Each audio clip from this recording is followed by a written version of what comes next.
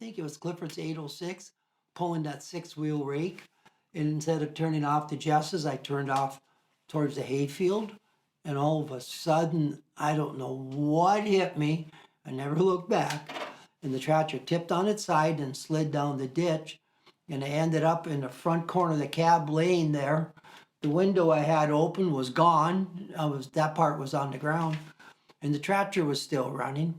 So the 806, the throttle handle there, I had to slide it past my belly and get it up there to shut it off before it would run out of oil, And then I remember getting out of there, and I tried getting out the door. You know how heavy those doors are when it's up in the air. I don't know if I went out the window or what, but it was Roy and Darlene Filler hit me with the car. And Darlene hit the windshield with her head so bad, it pushed the windshield out, this big bubble. She had blood everywhere. And there was no phones, no radios.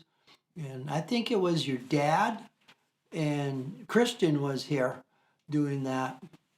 We're cutting hay up there. And I went up. They all of a sudden, they see me in the ditch and they come over there.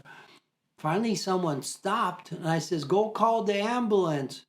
"Well, where did you do that?" And I said, "Just give me a ride and I want to Schmietz's." And I called the ambulance out, and then I think Brenda came up. I must have called home here, come up and pick me up. Those people dumped me off and left. Schmietz's. I don't even know who they were.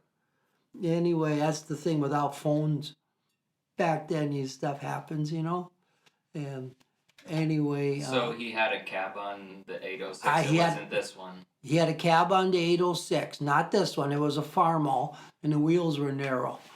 Otherwise, the other 806, there wouldn't have been a cab on it. That would have flew off. But we tipped the rake and the tractor on its side. And we had I don't remember how we got the rake. We must have got a loader there, picked it up, and got the hitch pin out. But the tractor, he busted the back wheel off, the casting. Then Clifford had his axle, his duals on his axles. We put the dual on, and then we pulled it back over and dropped it on its wheels then. And then we got home and we had to got a brand new cab, and then he got air conditioning in it. But, and Roy and Darlene had to go in with the ambulance, and they were in the hospital for a while. She was beat up bad. Brenda took me in later, and I was very sore, no broken bones. So the next day we had a bail, and Brenda had a bail for 4 days with the 40-20 and 605F bailer. And she bailed all that hay. It was that north of Schmietz's around those sloughs there. So they were headed north. They were headed north, and I was headed north, and I turned to the left. Oh, okay. And then they hit me, and they blew me into the ditch then. The saddest part about the whole thing is Roy and Darlene Filler were on their way home from a funeral. And that funeral was Sherry Rogges, Huey Rogges' sister. Her and her husband and the kids were going down interstate, and they rear-ended a tractor on Interstate 94, and her husband was killed.